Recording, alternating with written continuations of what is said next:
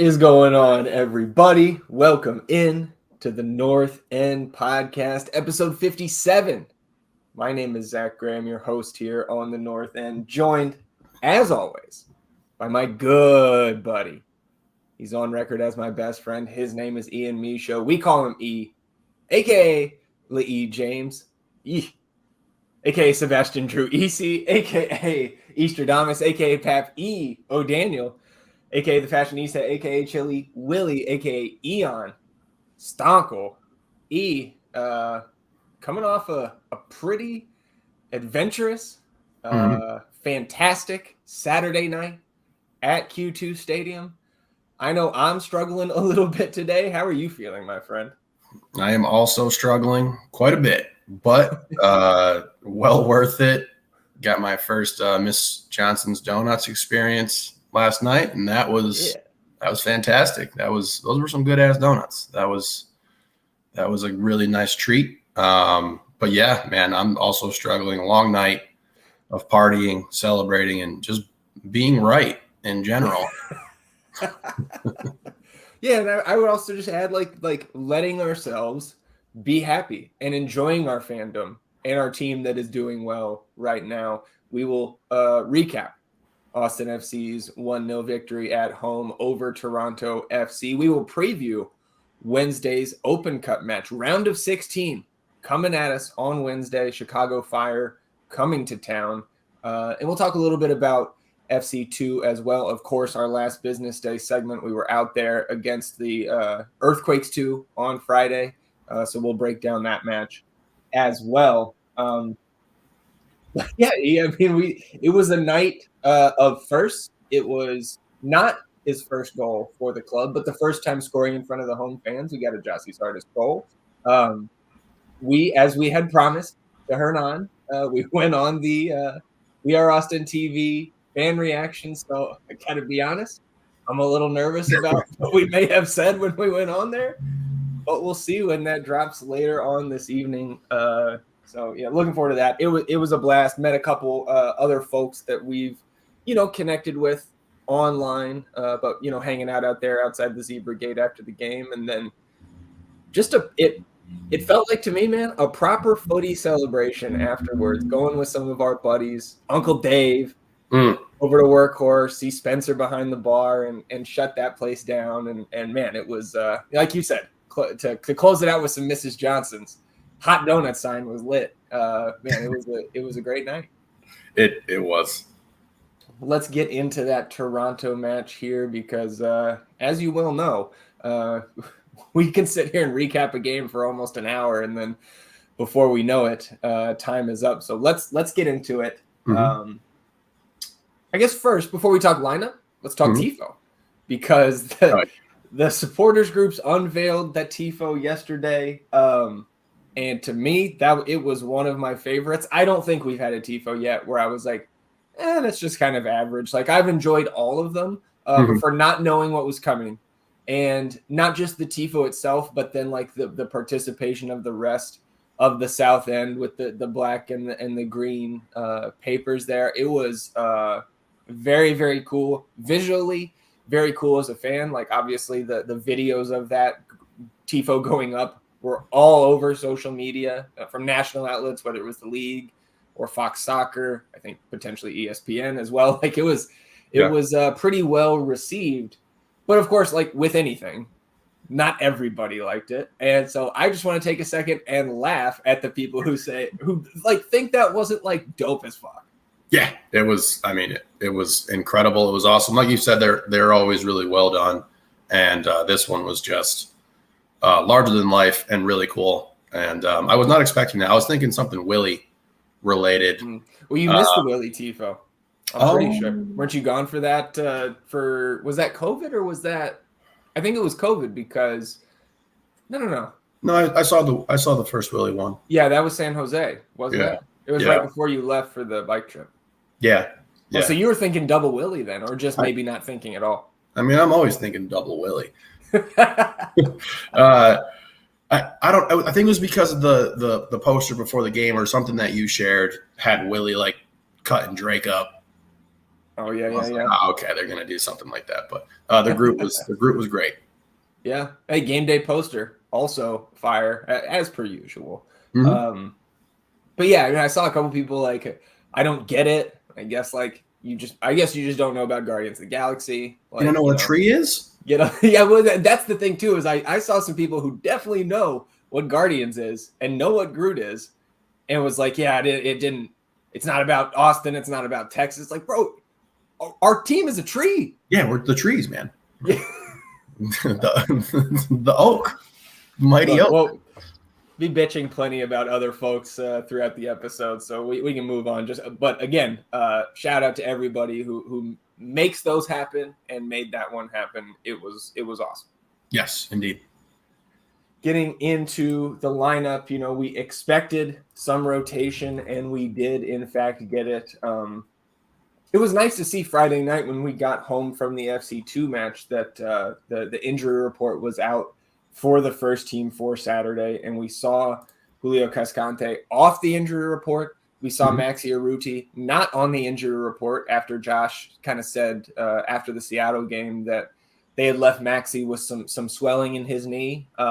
You and I know, even before the lineup came out yesterday when we were headed north to the stadium, we're saying, yeah, it's sounded like code for we gave Maxi the day off, and I had to make up a reason on the spot for why it was. Maybe he had swelling, actually did have swelling in his knee, but he didn't look like it last night. Got the start. I thought he played pretty well. Certainly loosened up that back line for Jossie to come in later on and finish it off. But so Maxi up top. You did see Redis get right back into that starting lineup coming off the red card suspension. Ethan Finley coming off his man of the match remained in the 11. Danny Pereira was in there. I believe he has started every single match. I think the only other player on the team to do so is Brad Stuver at this point after yesterday's rotation. See Sophie Djeffal get his first league start for Austin FC. And then that back line, like Julio in there with the armband, Leo Vyson and Alex Ring. And then you saw Nick Lima playing that right wing back position. Johnny G moved over to the left. So on the bench, Johan Valencia, Emi Rigoni, Jossie Zardes, Diego Fagundes, Hector Jimenez, Matt Bersano, Adam Lundqvist, Will Bruin, and Alexander Radovanovic. So we certainly saw that rotation. What did you think when you saw that lineup come out? I know you. I think it was all. I think you hit 10 of the 11 in your prediction on the last episode. Yeah, and I mean, I think I also said that I would not be surprised if Emi got rotated there, just because he had been playing so much, and he probably needed a little time here, especially given the rest of this month that we got to finish out here. Again, satisfied with the lineup. Loving the new formation and the way that the guys are, being empowered to play to the best of their abilities. I thought Sophie was really good. Shout out to our friends over there at Cap City Soccer. I think they said he had like an 83% pass completion rate last night, which, getting that depth in the midfield is fantastic. And we have a solid core of dudes in that midfield that we can play, which will eventually, we're looking at how are we going to get all these guys on the field going forward. But I was happy with the lineup, surprised that they didn't have Insigne, disappointed that Matt Hedges was in there just because he's a good player. But I think Josh went with the right 11 again. Yeah, and I think I said word for word, can't sit Emi on Thursday's episode, and so proven wrong there, but good to get him some rest for sure. Mm-hmm. I think he was one of those players who, until last night, had started every match.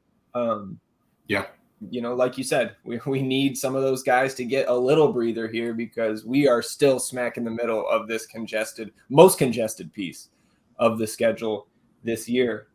Let's go ahead and jump into the match here, and we could talk about every Austin chance and be here 2.5 hours, but let's go ahead and jump to the 8th minute because it was controlled right off the rip by the good guys. 8th minute, Austin controlling the game, controlling possession early on. Long ball from Stuver to Maxi on the ground, And I think we kind of nudged each other like, yo, look, Maxey dropped back into that space. Like that is something that Jossie has brought to the table that Maxey really has not over the course of this season. And so early on, it was good to see not just Maxey doing that, but Stuver recognizing and using him as an outlet, from kind of the top of his own area.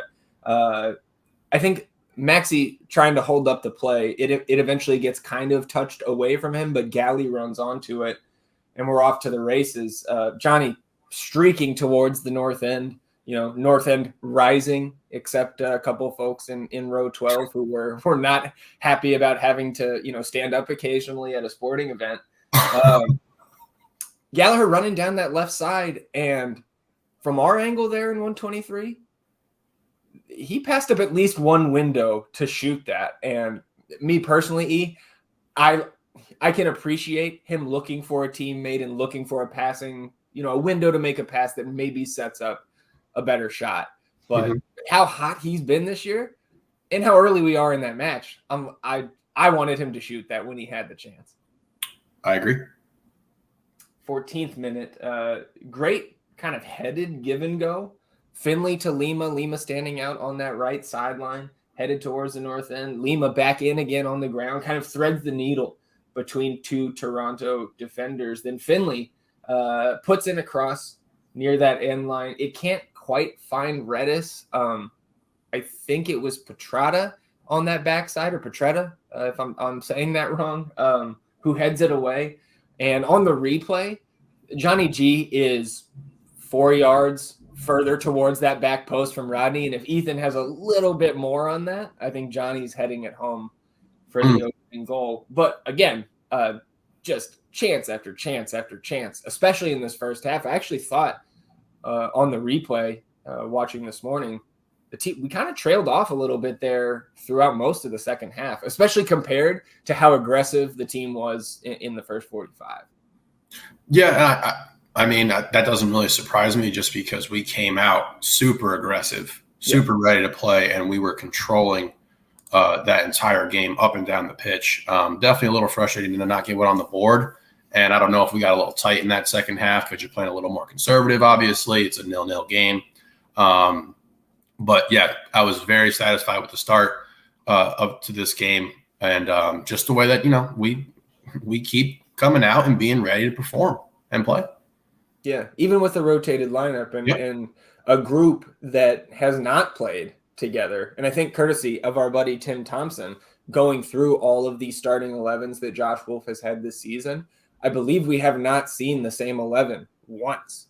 Wow. I think in all 14 matches so far this year. Yeah. So, I think 13 matches this season. Yeah. Next minute, 15th minute here, Lima wins the ball in the defensive half, and he drives forward between multiple Toronto defenders. There's some speed from Nick Lima last night. Like, this, to me, Ian, was his best performance in this wingback spot where he's forced to be more involved in the offense. Man, if we get that Nick Lima that we saw last night, I don't feel as bad about just having those three guys right now between he and Johnny and Adam. I guess that's all I have to say. Like, I thought he was great. He exceeded my expectations. I thought he played particularly well on the offensive side of the ball and was decisive in his passing and had some good crosses. I agree. He played very well. But I am just now looking at the FOTMob player ratings here. Like, believe it or not, I did not look at these before. 7.8, tied for highest on the team for Nick Lima. So the numbers, I guess, back that up. FOTMob awarding man of the match to Alex Ring, who also had a 7.8. I guess it was a 7.81 there to differentiate from Nicky. But Lima here driving forward now, probably 25, 30-yard run here. Then he slides it on to Maxey, who's streaking down kind of to his right. And Maxey gets into the position like he's a little far off the post, but we know his angle, like the angles on his shots that he doesn't convert this one. It ends up bouncing off that far post, but we've seen him hit the post more than any other player, I think, in our last two seasons. Yeah. And when he gets that angle, even as tough as it looks, I think you see it in the stands everybody stands up and starts to celebrate because we know he's hit that so many times, almost all of his 9 goals last year, like maybe outside of the San Jose one, which was like the 30-yard banger. Like the majority of his goals last year were tough angles like that. So it really felt like that was going to go down, but unfortunately bounces off the post and back out. Great shot. Great shot. 19th minute. First real threat from Toronto here. They win a corner, and then you've got Federico Bernardeschi there, who I think, man, and we talked about it, especially when he came out of the game. I think he kind of hates life right now, or his soccer life. Like, he's not having fun because they're not very successful. And last night he was without his national team buddy in Lorenzo Insigne, and he was visibly frustrated on the pitch. And then when they took him off, kind of surprisingly, a little bit early, just a stroll, laughing, joking with the Austin fans as he walked off the field. But takes this corner and nearly, like, it goes right to Stuver. It was going in. It looked like he almost tried to Olympico that. And I think he has an Olympico earlier this year, or maybe late last season for Toronto. Really? I think that was the wind-aided one earlier this season. I forget where they were playing, but the wind definitely helped it. But I mean, it curls, is kind of in-swinging ball there, and Stuver corrals it. But the fact that we're 20 minutes in here and we're saying the only threat from Toronto is a corner kick. Yeah, that went right to our keeper. Illustrates just how one-sided it was to start this one. 21st minute, now building out of the back. Stuver lost it to Leo down that right sideline. And I think Leo was playing a little bit more advanced in his position up the field, and it felt like a little bit more wide out on that right side at times to me. He gets it on to Finley, who pushes it up the field. Finley slides it out right to Nick Lima, and then he fires across, and I don't think this was intentional, but the cross ends up hitting the crossbar. Like narrowly went in, or narrowly almost went in. I think Sean Johnson probably would have been able to save that regardless, but just again, really keeping that Toronto back line and Sean Johnson busy. In literally the next minute, 22nd minute, here's Sophie Djeffal. Really nice takeaway in the Toronto half, about 10 yards outside of their 18, going shoulder to shoulder with Bernardeschi. And then that ball, like, he doesn't quite corral it, like takes it away, gets a little bit away from him, and Dani gets onto it. He has space, fires from 25 yards out, and I think that may have landed in row 16. Not super accurate there, but we want to see Dani when he's got that space. We've seen him, I think back to the Charlotte goal last year. We know he can bury a shot from that type of distance. And with the amount of chances that we had, I was not as, and maybe it's just because we won, but I was not as critical as of us having more of those chances, being a little bit more ambitious with our shooting from distance last night. I agree. And I mean, it was a situation where we had just been like kind of piling it on right there. So I was totally fine with him letting that rip within the flow of the game. Obviously, we were the aggressors there, but that was a great, little section of this game to see Sophie have a really solid defensive play. Our other young stud there, and Dani gets a shot on net. Well, not on net, but he gets an attempt off, and we were just rolling. We were clearly the better team. Well, and then here is this is just really frustrating for me. We talked about it last episode. 28th minute, Dani Pereira, yellow card. For kicking the ball 20 yards away after a foul that he disagreed with. It wasn't even a foul that he committed. But look, man, we love Dani. Dani is one of our best players, and there have been multiple games this season where I think he has been our best player on the pitch. We need you out there, brother. Yeah. For a guy who served at least one yellow card suspension last year, I think it may have been 2, and a red card suspension. This is maybe the only aspect of his game that has not improved, apparently, because after that yellow, he just got a yellow for dissent against Seattle on Wednesday, and last night's yellow, if he gets a yellow next Saturday against Houston, suspend it. Yeah. Sitting on 4 right now, And I believe you have to go 5 games without a yellow for that good behavior bonus to kick in and knock you back down to 3. Again, it's just like it was one of the gripes we had on Wednesday night, and here we go again. Yeah, we can't have it, and I know he's young. He's a young player. He plays with a lot of emotion, plays with a lot of passion. Obviously, he knows the game. He was frustrated with the call. That's fine. I totally get that. But the style of play that he plays with and the style of play that we need him to play with is an aggressive, defensive-minded, tough-nosed kind of player that we need him to be. And in that role and position, you're just naturally going to pick up some yellow cards on good, hard fouls. So we just can't have the ones where you're kicking the ball away from the ref or trying to show somebody up. Like, that's just – we got to clean that up because he's as important. I mean, like you said, he started every game. He's been as important to this team as anyone on the roster up until this point. Yep. Hopefully he can keep his hands, his feet to himself, inside the car while we're in motion for the next 5 league matches, or else we're gonna be missing Danny Pereira. And hopefully, if that does come, if he does get another yellow, hopefully Owen's back to keep that depth there at the position. Yeah. 32nd minute, long throw from Austin sees Mabika, who was a topic of conversation, I think, around the stadium. Yeah. I, to be honest, had forgotten that he came over from Miami, I believe in a trade in April. And just because of his stature, like even just in the during the anthem, I think I pointed out to you, it's like, yo, who is that? Yeah. I heard somebody say, or I saw somebody say on socials, make a comparison when he and Rodney were out there and he was marking Rodney Redis. Like somebody was like, I got Wembanyama vibes. I heard somebody close in my proximity call him Shrek. I definitely enjoyed that as well. The 6'6". And where is he from again?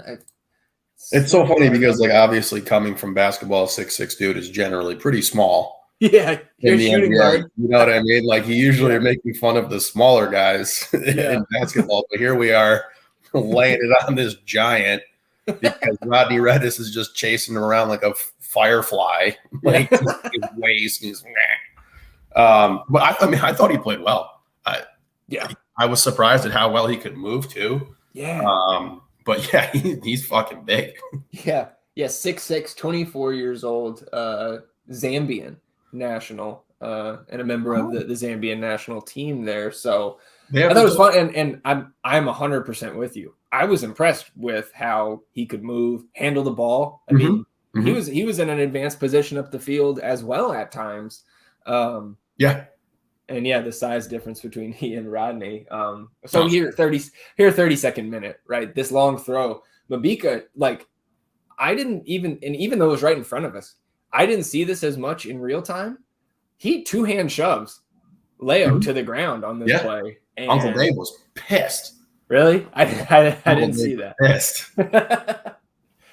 I mean, no foul called there. I think Kobe Jones on the broadcast with Adrian Healy said something to the effect of, if that occurs anywhere else on the field, it gets whistled for a foul. So it's like, all right.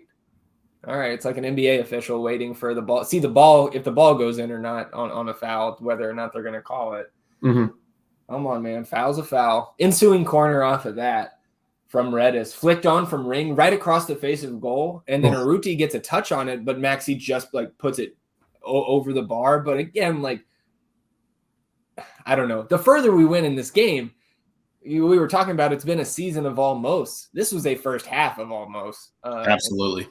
Absolutely. 35th minute, yellow card on Brandon Cervania, another ex-FC Dallas player. Dallas doesn't love you anymore, buddy. Tripping Danny on the break, that ensuing free kick from Ring was one of his, Fought Mob gave him man of the match. This was probably the reason he didn't get an 8+ on the rating system, because he floats this free kick just like it was practice, like like Sean Johnson catching a punt or something. That was a little disappointing there off that chance.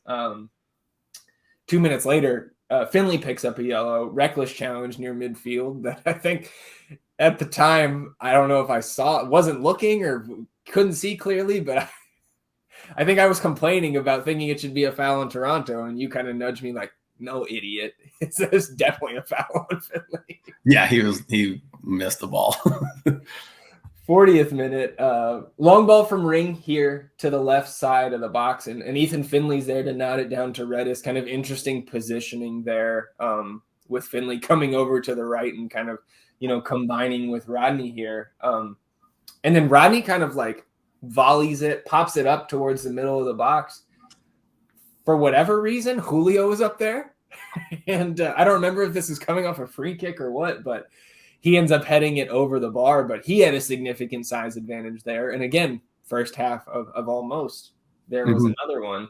And then maybe the second time that I can remember ever in our history, our 3-year history of going to Q2, no stoppage time. Yeah, that was wild. I don't understand. I do not understand. I genuinely don't. I mean, we had Maxey go down in that first half, getting hit in the groinals, and no groinal check. Yeah. No groinal stoppage time.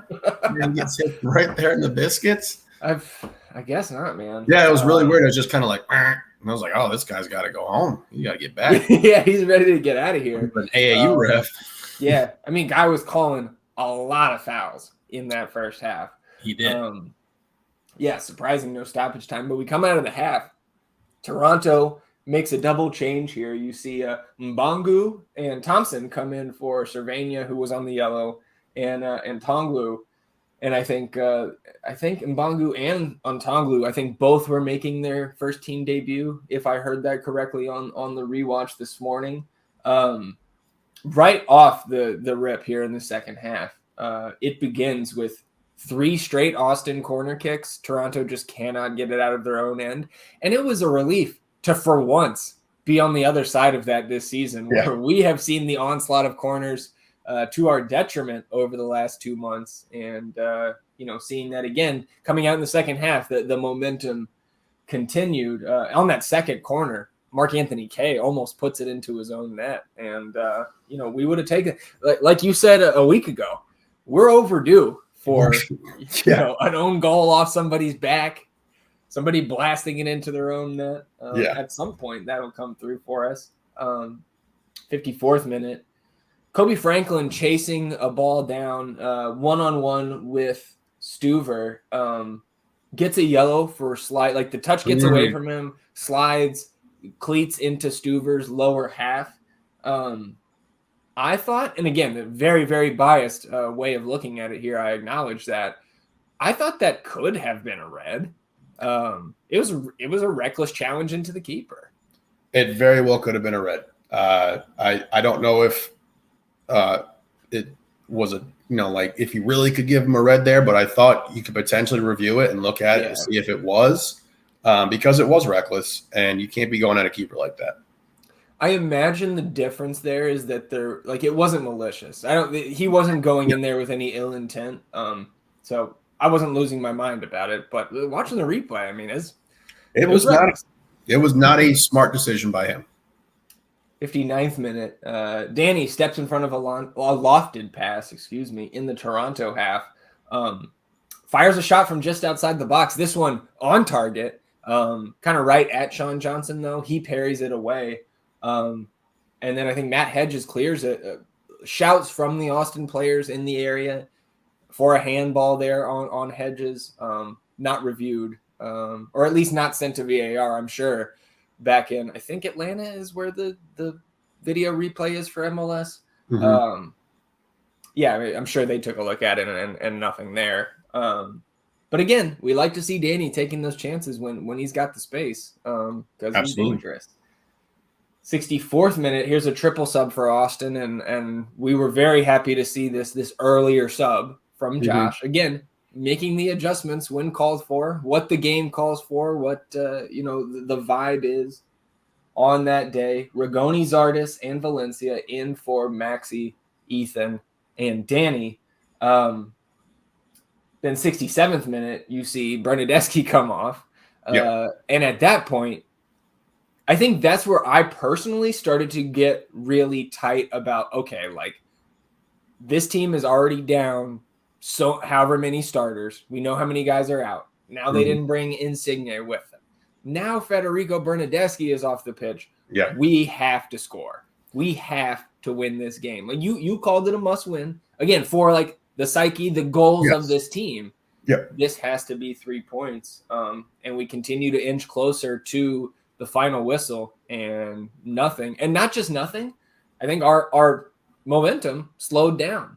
And you see that in the momentum flow charts on the various sites. It's a lot of green in that first half and periods of green, but some red in the second half and just very kind of mellow throughout the last 20 minutes or so here.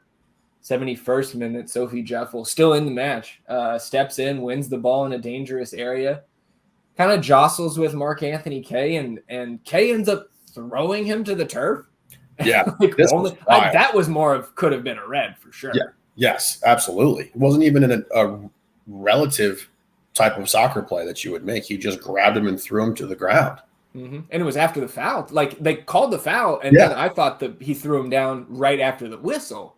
I thought that's where that kind of like extracurricular is what you could review. And if you look at the replay or watching the replay on, rewatching the match this morning, there was some hand fighting there. Like Sophie was not being aggressive with him as well. But like typically it's, it's the second guy who gets caught in a situation like that. And he got the yellow, but more so than the Thompson challenge on Stuver. I thought that one could have very well sent him off, especially because then he gets up in Sophie's face. Yeah, no, it was.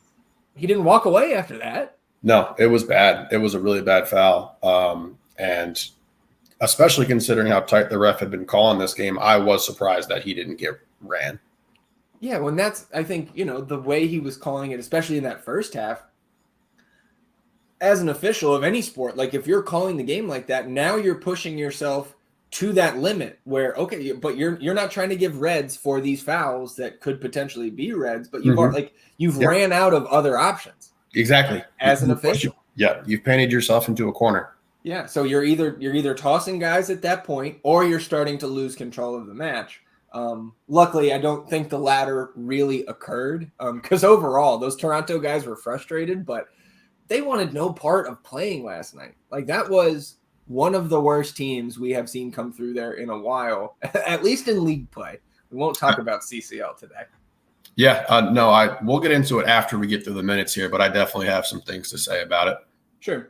75th minute, Lundqvist in for Johnny G. So good to see Johnny G get rotated out, not have to play a full 90, and to see Adam get that rest to start here. At the same time, we get an Alex Ring yellow card for the same thing, kicking the ball away. At least at this point, Alex was doing that to prevent the quick throw. Yeah. But again, another guy who has struggled with card accumulation and reds in his Austin FC tenure. Less upset about that one because it was with a purpose. Yeah. But still, accumulating those cautions, it's going to come back to bite us at some point. I would hate to try to referee Alex Ring. Yeah. Absolute fucking nightmare. But just so this doesn't get lost in the discussion here, he played phenomenal again. His long balls have been incredible. Yeah. Like he is hitting these things with precision, on the move, like right on the target. It has opened up an entire new facet to our offense when he's playing these long balls to our attacking players, and they're just right on the fucking money. They're just dimes. I think, again, Cap City Soccer, they said he hit 7 out of 10 long ball passes, like forward to last night, which we'll take that every fucking game, baby. Yeah, just pulled it up here on Fight Mob. 7 out of 10 accurate long balls, 61 out of 67 accurate passes. That's 91%. Yeah, great game. Pretty fucking great. And great game. Yeah.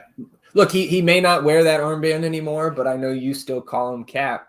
79th minute, Here, Sophie Djeffal picks up a yellow for taking out Richie Larea. I think that was a deserved yellow, but not a bad foul in that circumstance with Larea, who, even though he's played most of this season, I believe, at right back for this team, was playing in a forward position last night because of how shorthanded they were. And he's contributed throughout the season to this team when they've had goal contributions. It's a team that I don't think has scored for the last 4 matches. So Toronto, look, man, even though things are going better for us right now, I don't think we never got as low as that team is right now. That's what I'm going to get into after the game. Okay. We'll get to that. 83rd minute. Here comes Diego back in. Very late on in this match, but we've got Open Cup Wednesday. We've got Houston, a first Copa Tejas match of the season on Saturday. So I imagine we'll get into the who we think we'll see out there in Chicago. But good to see Diego back on the pitch in front of the home fans. Deserved and expected standing O for Diego. 88th minute, Nick Lima long throw gets headed out to the edge of the area. And Lundqvist again, man, pounces on it. High velocity shot that's just probably 2 feet wide to the right. But like we've talked about the last couple episodes, Adam Lundqvist is stringing performance after performance, even off the bench here together, where he is solid in on the defensive end and a threat on the offensive end. Obviously has some goal contributions to his name over the last few weeks. Great shot. We see the 4 go up on the assistant referees board. I think you and I fairly despondent at this point in the stands, arms crossed, quiet, frustrated. After that shot right there, I was like, fuck, like that was our chance. You know what I mean? And I felt really relegated to just another one of those games where, we outplay an opponent, but we don't walk away with the result we want at home. And it definitely felt like it was shaping up like that. But even back then when that was happening, we were saying it's not going to continuously be like that. We will break through, and we do. Yeah. And we do. First minute of stoppage time. And again, Lundqvist, man. Sick turn, just dust Richie Larea. And I guess that's what fresh legs can also do for you. But that turn down the left side opens up space for the cross. Great cross. And Julio almost gets to it, but it gets popped up by Petretta. And Julio kind of goes down. He was diving to try to head it in. Julio being on the ground prevents Sean Johnson from coming out to catch the ball that's floating right in the 6. Lima gets under it backwards, tries to backwards blindfold head it into the goal. That goes off the crossbar. Would have been Nicky's first goal in an Austin FC uniform. But who else is there? The poacher extraordinaire himself, Jesse Zardes, heads it home. Top corner on the left side. Like, there are 2 defenders and Sean Johnson on the goal line. Heads it accurate, header. 99th career MLS goal. 100-plus career goals. Jesse Zardes, 2 in a row. The fuck you got to say now, motherfuckers? The only thing they have to say is, it wasn't impressive enough. Like, bro, we didn't score for 2 fucking months, and now we're gonna be like, these goals got to be cooler.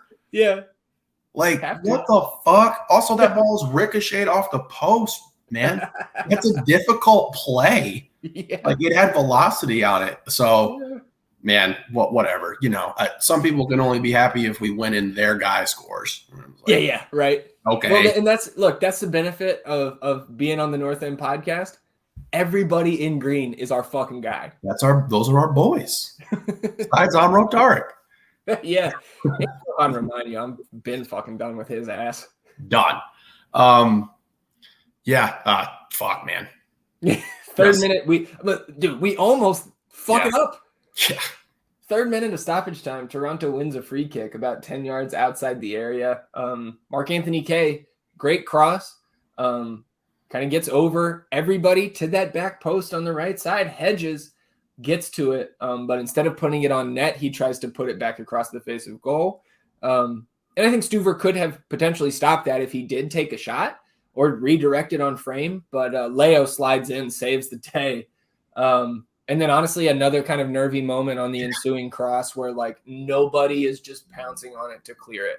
Yeah. We're all kind of standing around watching, waiting for somebody else to do it. But they did. They do it, and then we get on the break.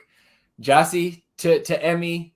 They definitely had space to try to get a second goal there, but clearer heads prevail. Rigoni pulls it out. Diego comes streaking in. Yep. He finds Diego. Diego takes it to the corner, ends up getting knocked out for an Austin throw, and after the throw, the final whistle sounds. Austin FC win streak, 1-0 win at home, 3 points, now up to 16 points on the season. You know, not trying to say that with, you know, the inflection of it being super impressive, but, you know, kind of what we've been saying, right? That not just us.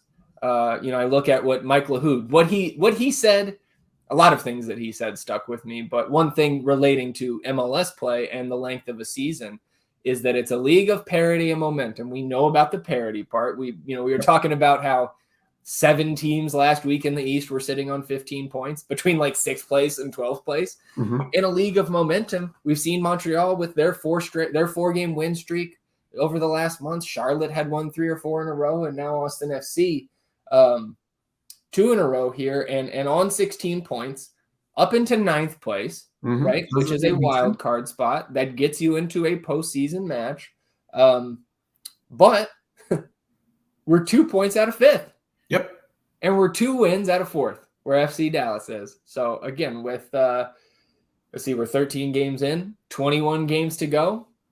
Looks fine to me. Looks fine to me. Looks totally fine to me. I wonder how the view is for those Houston fans. Oh yeah, looking up at us again. Yeah, tell me how that works. Tough. Tell me how that works. You know, it's a long season. Outside of the outlier of LAFC, who just have a talent juggernaut, you're right. The parity is all across the league. And this is what I wanted to get into first when kind of wrapping up this game, unless you have some more thoughts that you want to throw out here. I guess the normal stats is the only thing I have left before we kind of talk about overall takeaways. 62% Austin possession in this one. Honestly, it felt like more. We had the ball the whole game. 16 shots to 3 in favor of Austin. 11 of those 16 shots were on target. So again, a busy night for Sean Johnson, and Sean Johnson's still a quality keeper. 9 of Austin's 16 shots came inside the area. FOTMob's model, 1.21 XG for Austin, 0.21 for Toronto. So XG model worked pretty well there. 1-0 win. That sounds about right for sure. So yeah, what else you got overall? I mean, I know you and I are feeling great today in terms of our team. Absolutely. And I mean, so we talked about it before this match, like what team had suffered the amount of injuries that we have suffered and to the caliber of player that we had suffered throughout the start of the season. Now, I know everybody likes to look and be like, oh, the grass is always greener on the other side. But this team right here would be our comp for how this season has started for both of these clubs. High expectations, good players on the team. Instantly, everyone's hurt, and you're in a tough situation. And if you look over there and you look at that squad, and particularly you watched this game last night, if you saw this game last night, if you watched it in person, whether you watched it on TV, whatever you did, they wanted nothing to do with that game. Yeah. Nothing. And then you look at the way our team showed up in Seattle after we get the Seba news and the way we came out and the way we played and the way we were prepared, and it's night and fucking day. And we've been saying that the whole time. Like, we're hurt. They were hurt. Look where they're at right now. Look how they're trending, and look how we are starting our rise in this table to get ourselves into a position to get into the playoffs. And then if you look at the teams ahead of us, right? We tied Portland in Portland. We beat Seattle in Seattle. We obviously dropped to LAFC. We lost a game where we had 10 men to Dallas. So I'm not particularly afraid of any of those teams outside of LAFC above us. So we are set up properly. The notion that we're a better team without Seba is absurd. And when he gets back, we are going to get better. Diego is clearly getting ramped up right now. He got the minutes in, was it Seattle? Yeah, well, that's when he came in what, the 90th? Yes, that's what I'm saying. So he got like 1 or 2 minutes in Seattle. Then last night he gets around 10, 12. Yeah. So he's ramping back up. We're hitting our stride. The new formation looks great. The defense has solidified themselves. Julio's back. A lot of things to be happy about. A lot of things to be encouraged about. And then let's talk about G. Yeah. If you come up to me and you say, man, G hasn't lived up to my expectations this year, I'm going to say, yeah, I agree with you. Like, that's not a crazy statement. To say the man forgot how to play soccer and to say that our entire team was disconnected solely because our striker, the guy whose job is to just be on the offensive side most of the time, he's completely fucked up everything we're doing. That's crazy. And that's when we'll put your little tweet in a nice meme format, because that's an insane thing to say. Okay, because we agree. We want more than 2 goals, but it's nuanced. There's levels to it. There's depth to it. It's not just Giassi's only scored 2 times. It's we didn't score a fucking goal for the longest time. Yeah. A lot of those games he didn't start or play. Yes, exactly. So he's with a new team. We have now, he had to not necessarily learn a new formation, but readjust himself to a style of play that he had played before but wasn't playing in Colorado. And then we changed it on the fly. Yep. So, like, everything is looking good, baby. And if you can only be happy because your guy scores who you're defending, then, bro, just defend the whole fucking team and you can always be happy. Yeah. Yeah. Or, at least when we win, when good things happen, you're always happy. You don't have to, there's no backtracking, there's no this or that. Yeah. Obviously with you on Giassi, we've been, we've criticized him because those first couple games of the season, there were still positives, the way he was dropping back into space and having some hold up play, not to the level that we wanted, but distributing a little bit up front as well. This is a guy who has not a 0 in his assist column on his career stats. So I think some of those will probably be coming as well. Man, we said 10 plus in his sleep, right? Yeah. We said 15 could be in the cards. Yeah. And just like we said after he scored his first one on Wednesday, he's got a long way to go to get there. But 10 goals could still happen with 21 games remaining for Gyasi Zardes. And I also want to talk about Maxi here, because now we have games with both guys starting and the other one coming in with the game winner. Yep. So, like, this is the rotation that we envisioned. Has it gone to plan? No, but it's coming together. And, you mentioned the recent form of this team.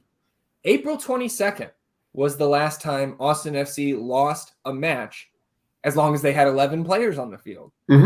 That is I feel that you can legitimately discount the Dallas match because of Rodney's mistake. It's like, it's an L in the standings. It's 0 points. Not happy with it.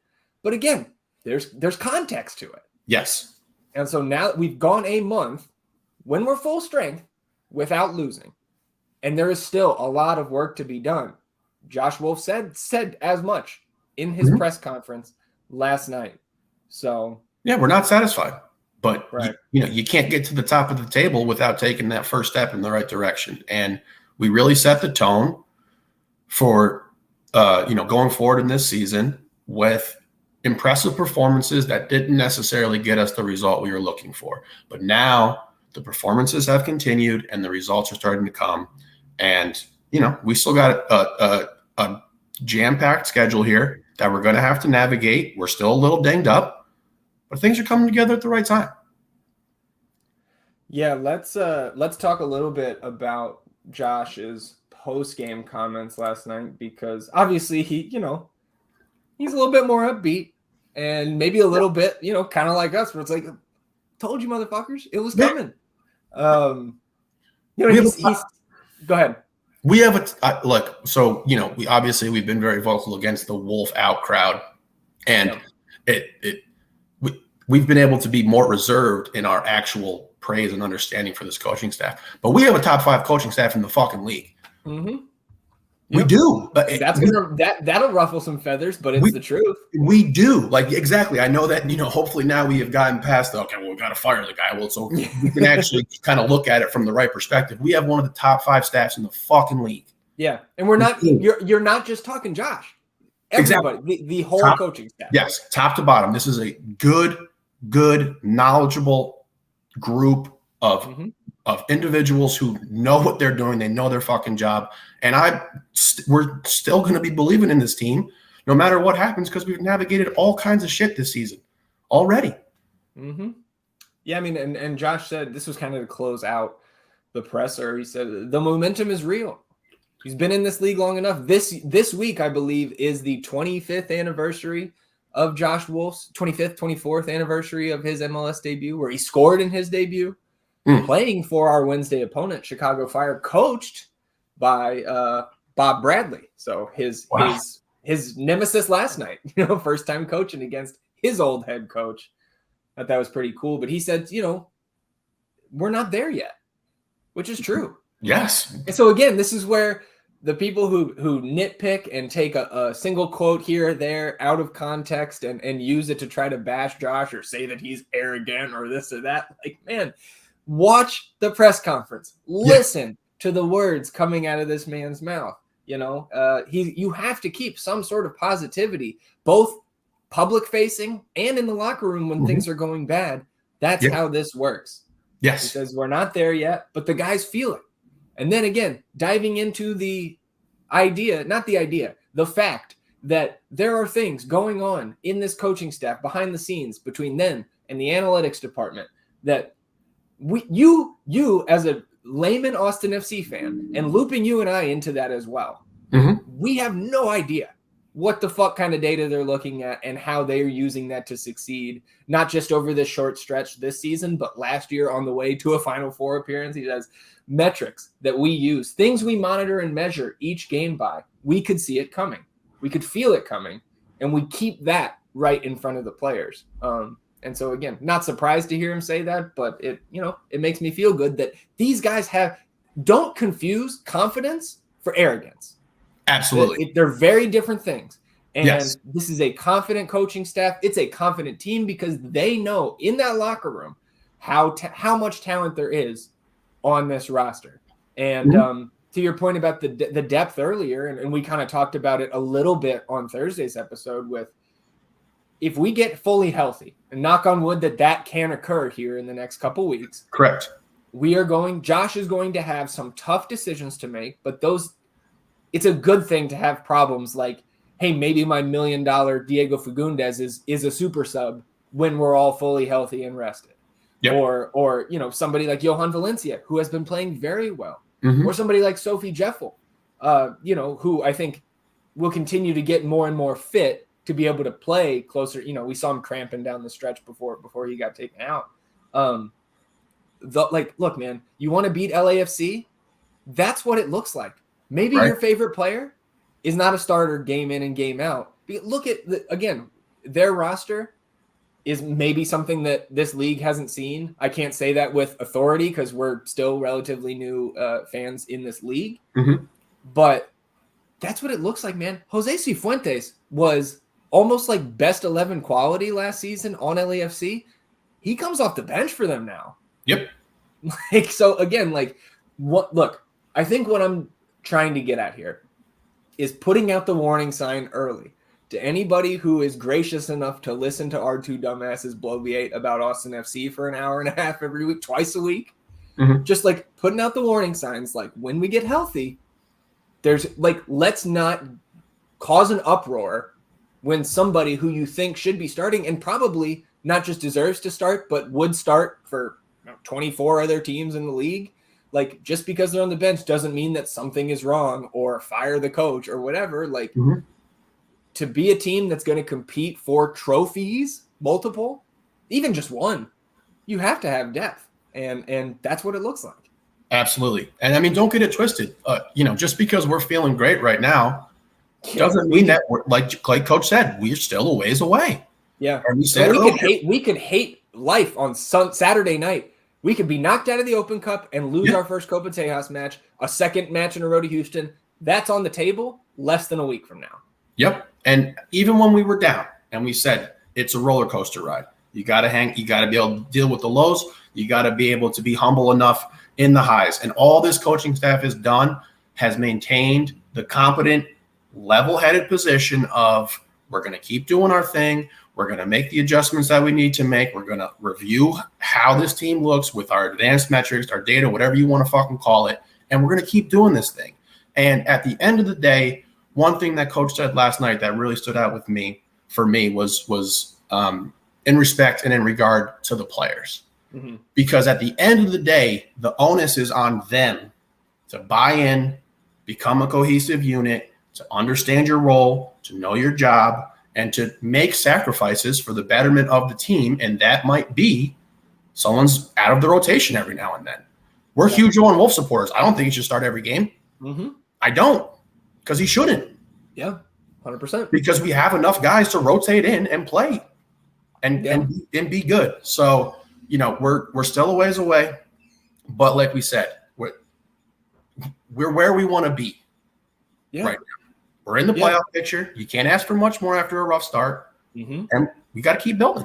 Yeah. Again, it's that context. If we're February 25th, you're asking us if we're happy with 9th. No, of course we're not. And I don't think we are not satisfied. Just like Coach said, they're not there yet. They're not satisfied. But again, you just got to, it's all relative, right? Exactly. A couple other things from Coach talking about Jassy. Love to see this. He says his greatest quality is his mentality. It takes a lot to take the abuse that the media gives, that fans give, and it's been his whole career. So for some unknown reason, and I'll tell you, Josh, I think I could name maybe a reason why some people do this to Jassy, but he says for some unknown reason, guy has over 100 career goals. All the credit goes to Jassy. He keeps pushing, and spot on. Yep, spot the fuck on. Because his mentality and the way he approached the game was professional every single time he was on the pitch. You can't just score goals, whenever you want randomly at will, because otherwise it'd be averaging 20 a game. Be great. Yep. But no. So, again. And look, man, just look how fucking happy the dudes are for him too. Exactly. You don't want to be a part of that? Yeah. No. You don't want to feel that hug from the stadium? No, they don't. And now we're nitpicking how he scored because you guys got less legs to stand on than Greg Abbott at this fucking point. Like, come on, bro. Oh God. Closing it out here. He said, kind of speaking on more like the validation that the players are feeling recently, right? The coaches and some fans are feeling as this momentum builds for the team. And he says some of the performances have been good, kind of looking back on the rough patch to start the season, saying that's coach talk. And you guys pointing to the media, and I guess you could also read that as pointing to any of us listening at home. You guys probably think I'm full of it, but we don't lose sight of our goals. And we're seeing that. So look, like I just said, it could look a lot worse 2 episodes from now next Sunday. We could be sitting here pissed, disappointed, and looking up again at the 9th seed. Yep. We could also, you win on Saturday, you're potentially the 5th seed. So again, and that's all you can do. You go throw it out in the pitch and you run it. Yep. And that's what we're going to do. And we take it one match at a time. So we'll dive into Chicago here coming for the Open Cup on Wednesday night. Before we do, congratulations, U20 U.S. Youth National Team and Owen Wolff, game-winning assist, which I think our buddy Kevin Morris said, that's exactly how you frame that play, is Owen Wolff assist. Josh did touch a little bit on that. He got the question in the press conference and definitely gave the political answer rather than the dad answer. But you still saw a little bit of a smile there, of course. Very proud of Owen, but he said, I thought he did okay. He said, I thought they, the team, did a good job. They deserve the win. And whether you're my son or not is irrelevant. It's good to see our Austin players perform on a global stage, and we wish him the best going forward. Yeah, you love to see that. So also what needs to be understood, and I don't know if everyone understands this right now. When coach goes and talks to the press, that is a chess match and a game in itself. Yeah. Like that in itself is a bit of a competition because they're trying to get some shit out of you that they can get clicks on. Yep. And you're trying to put a front facing, but not revealing everything that you have and what's going on behind the scenes. Right. So that in itself is a bit of a chess match. And, he handled it well again. And I like how he said, it doesn't matter if you're my son. I want to, see Austin FC players succeed. Exactly. Which, wow. That sounds like clarity. Yeah. Match day 2 for the U20s, taking on Fiji Tuesday, 1 p.m. Central. Match day 3 will be on Friday. So a very, very full schedule for Austin FC fans if you are so inclined to support the U20s and Owen. Tuesday and Friday, you got U20 matches. Wednesday and Saturday, Austin FC matches. So let's talk a little bit about our Open Cup round of 16 opponent, Chicago Fire. Never played Chicago in a regular season or postseason match or a knockout competition. I believe Chicago did come here last year for a preseason match at St. David's. I think that was the first week of Shaqiri being present there, so he was at the Performance Center, did not play in that one. But the Fire, founded in 1997, their first year, completed the double back then, which was 98 MLS Cup champions, and then a week later won the 98 Open Cup. And so, some early success there. I think, there was 7.5 teams in the league back then, but a title nonetheless, or a double, right? And sick Division II German coach. Yeah. Unlock the MLS. This is a team that has had a ton of U.S. Open Cup success. 4-time champions are the Chicago Fire of the U.S. Open Cup, but none since 2006. So again, you start adding more teams, more MLS sides to that competition, gets a little bit tougher. And it's also like, if you just look at their league history, it has not been much fun, I think, to be a fan of the Chicago Fire. I don't think have not finished higher than 4th in their conference, with the exception of once since 2009. Got 3rd, I think, in 2017, but you're not in the top 4 once or only once in 13 years. Yeah. Again, glad we're not Chicago fans. Yeah. So looking at what the Fire have been doing recently in the league, and I guess we can include Open Cup in there as well. They took down St. Louis City 2-1 in the round of 32, and then defeated St. Louis 1-0 4 days later in a league matchup. Since then, 2-1 loss to Charlotte. I believe that was in Charlotte over the week, or midweek last week, then yesterday. A 3-3 draw at home at Soldier Field against Atlanta. And this game was insane. Went back and just watched the 6-minute recap or whatever. Chicago, Federico Navarro, red card, 26th minute. Andrew Gutman scores 3 minutes later for Atlanta. Then Chicago gets an own goal. Again, when are we going to get that own goal? It's coming around at some point. Then they go up shorthanded, go up 2-1. MHA scores a goal, the young midfielder there, or MHS, excuse me. And then our boy, who was subbed in at half, Yorgos Yakumakis, scores again. And here, I know our buddy Peach in the LDR Slack posted this tweet. I know, just quick Yorgos aside here, because this is our guy. After last night, Yakumakis has played 528 minutes this season. Players who have started almost every game at this point are hovering around 1,000. He's been on the field half the time as most of the key players in the league, yet he has 8 goals, tied for second most in MLS. He's averaging 1.36 goals per 90. That's about a goal every, how many minutes does it say there? 65 minutes. Not so quick with the math. Had to read it for myself. Next closest player to that is MVP frontrunner Denis Bouanga. He's at 0.88 goals per 90. God. Yeah. It's not a fluke. He's averaging 0.98 XG per 90. Far and away the best mark in the league. He's finding outstanding chances with his movement and physical skill set. Buddy is bigger and badder than you, but he's also outsmarting your team. Must be rough. The scramble to get Yorgos on a best ball team is going to be crazy. Come the summer window. We got to stop that. We just keep talking. We talk about him every fucking week.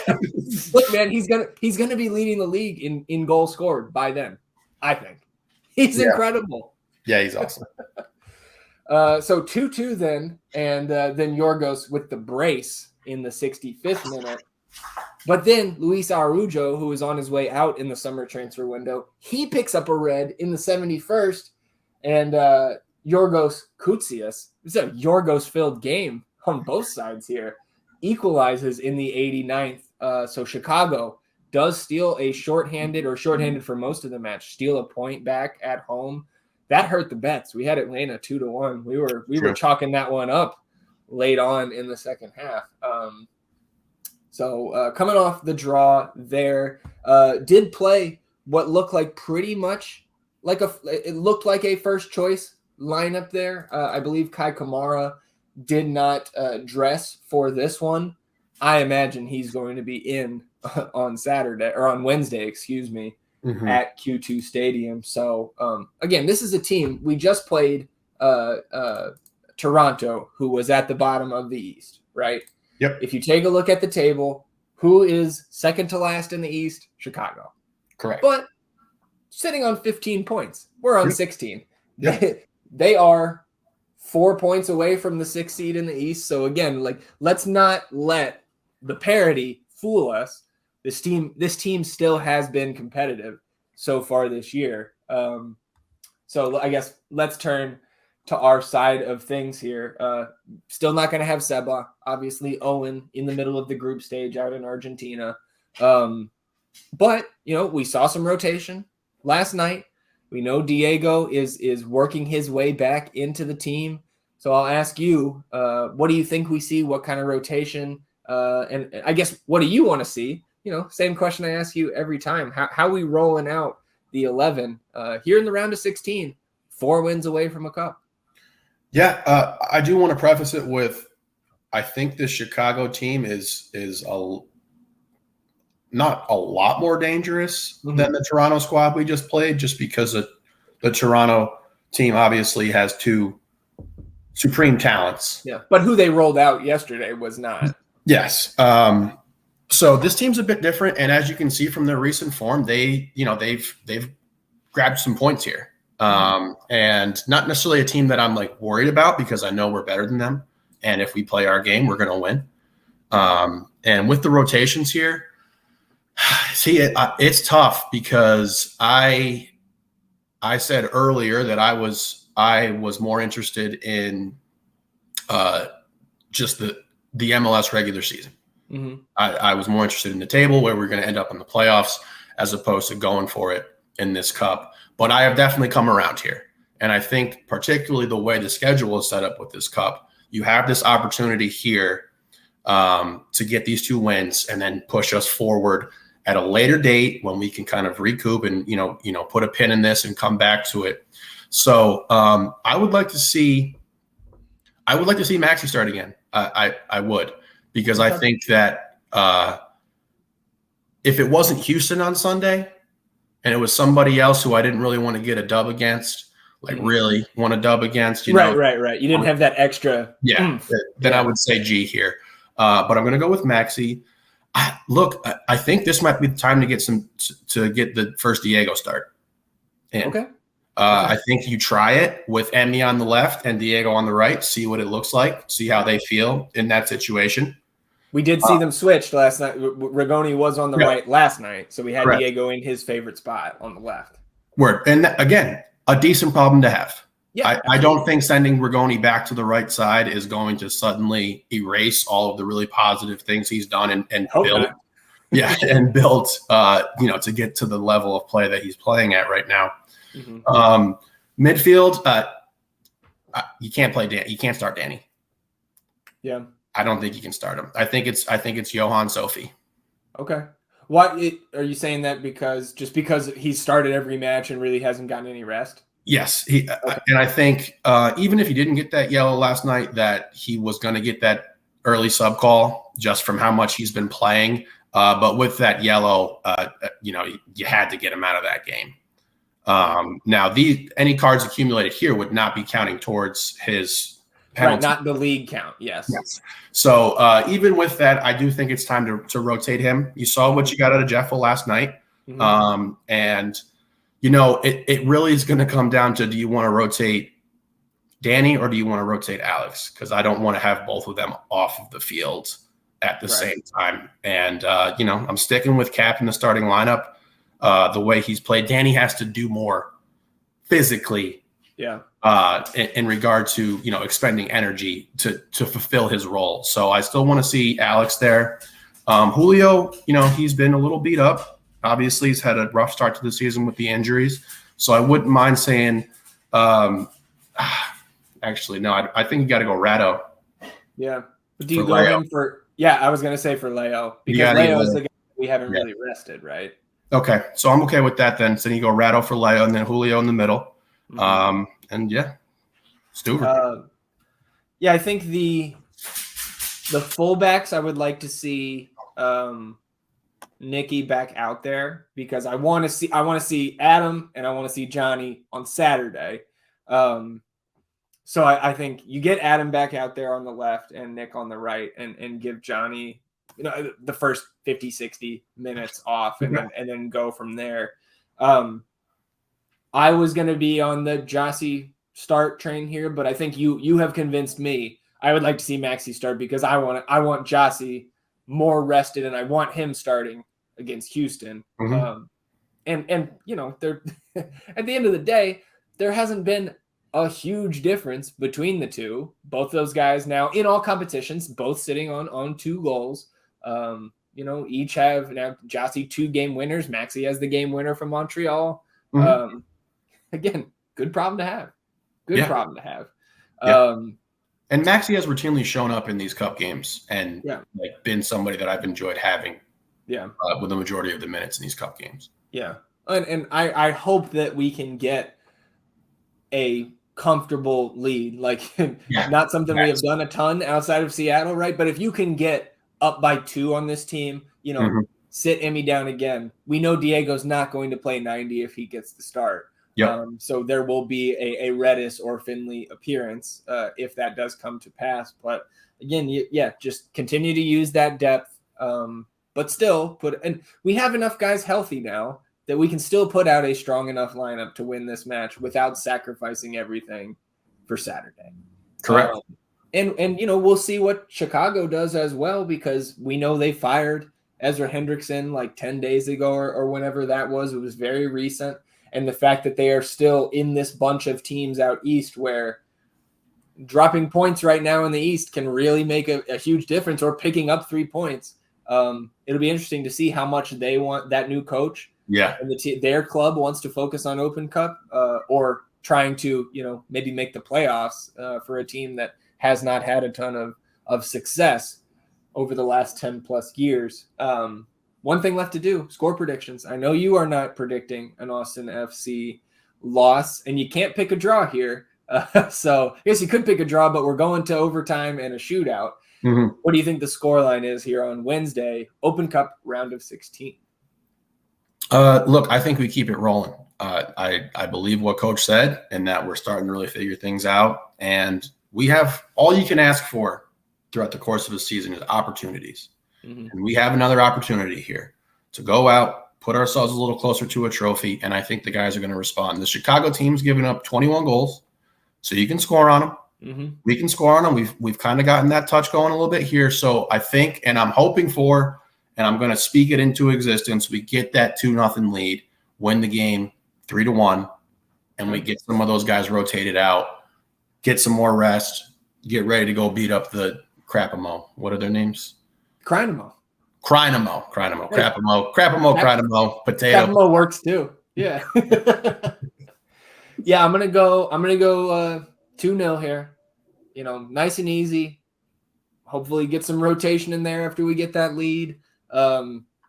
I see us advancing, man. Like the crowd, it's going to be a Wednesday night. So again, while it may be technically a sellout, I think we'll see a couple, just like we did against New Mexico, couple empty green seats there, but still, if you get that place 75-80% full for a round of 16 game on a Wednesday at 8 p.m., Yep. It's going to be rocking. And we know, we've gone through it this year, when the vibes are good around the team, the vibes in the stadium are immaculate. So excited to get back there. We're going to be at Q2 a ton because Minnesota next Wednesday, RSL the Saturday, right? Following that, and then we will host, if we advance past Chicago, then we host that Elite Eight matchup against the winner of Houston and Minnesota, I believe, the week after that. So we could potentially see, or we will see if we advance, Houston or Minnesota twice in 2 weeks.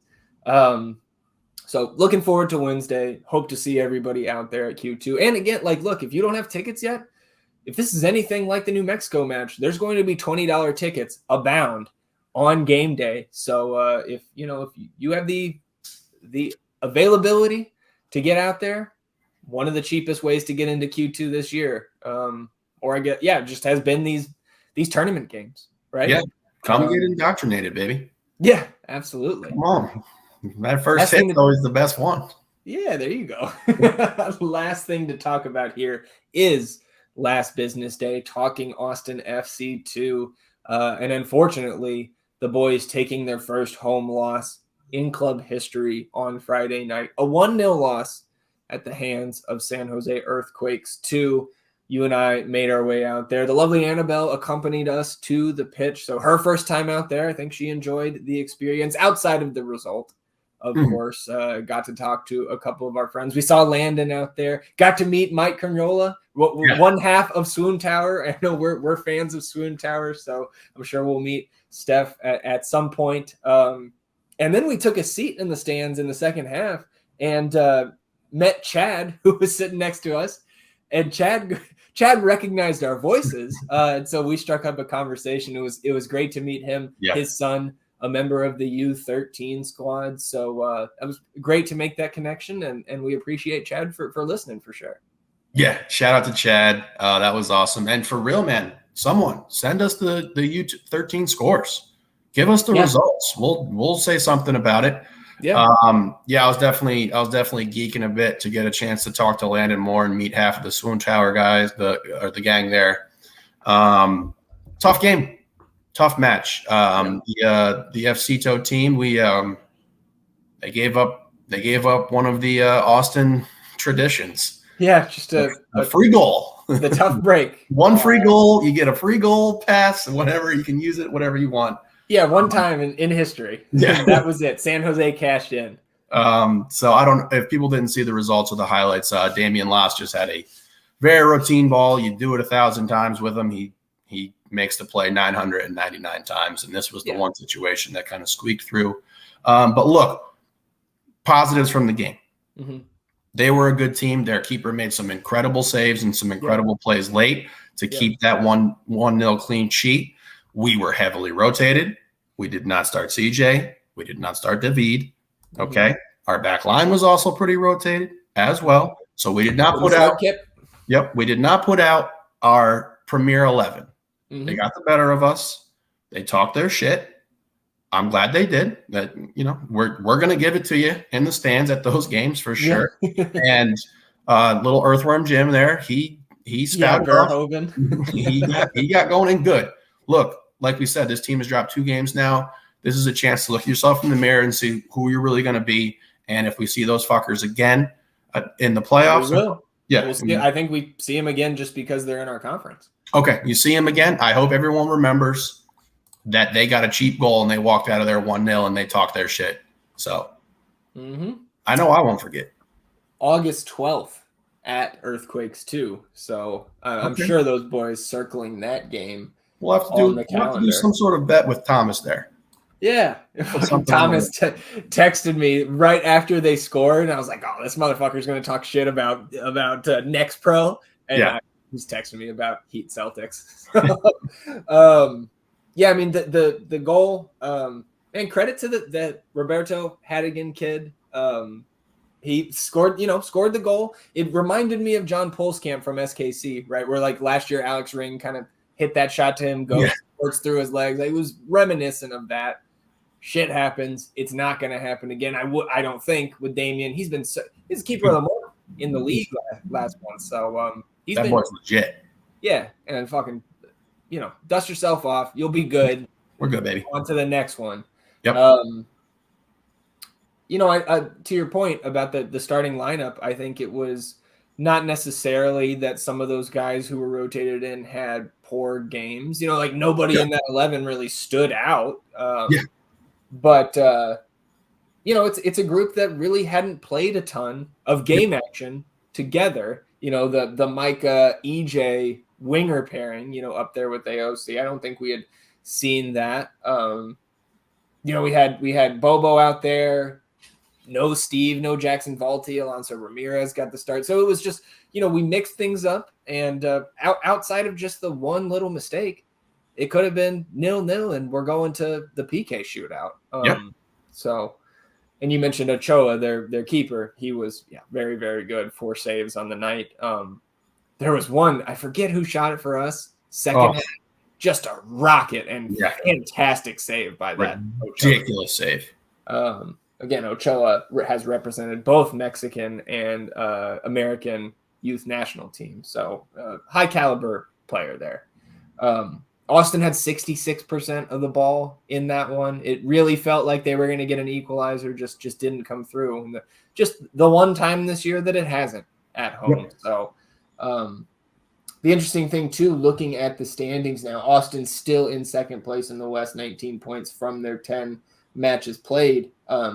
But Austin has at least one game in hand on everybody in the conference and 3 games in hand over 2 of the teams in the conference. So we've had a more congested schedule as well compared to these other teams, and the success that's come with it. Still, I think, very promising outlook going forward for FC2. Agreed. So we will preview their next match on Thursday's episode. Austin FC2 will be going out to Houston as well, taking on Dynamo Dos for the second time this season. I believe that is the 3rd time that we will see them travel to the same destination as the first team and play on the following day. So we will preview that match on Thursday.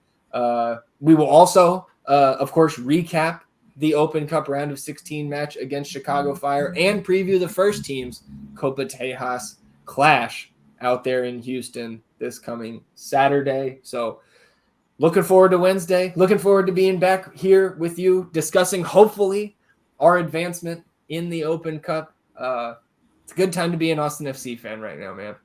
Absolutely. It's an exciting finish to this month of May here. And we said earlier that this was going to be when we actually took a good, hard look at the squad and where we were at. And I'm just looking forward to it. Again, multiple opportunities, 3 very winnable games coming up here to end out this month. So let's just get it done. Protect the home. We will also talk a little bit more about happenings around MLS on Thursday. Highest scoring game week of the year, 45 goals on Saturday around the league. We will talk best ball update.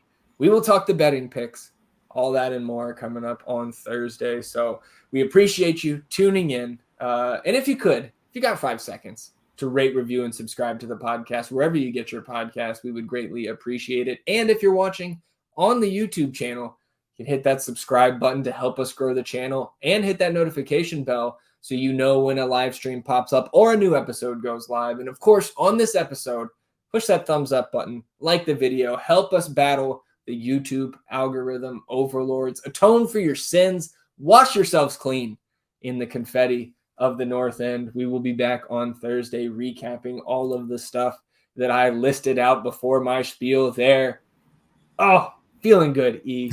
Can't wait for Wednesday. Everybody enjoy the beginning of your week. We will see you at Q2 on Wednesday night. Until then, he's E. I'm Zach. Vamos Austin FC, everybody. Goodbye.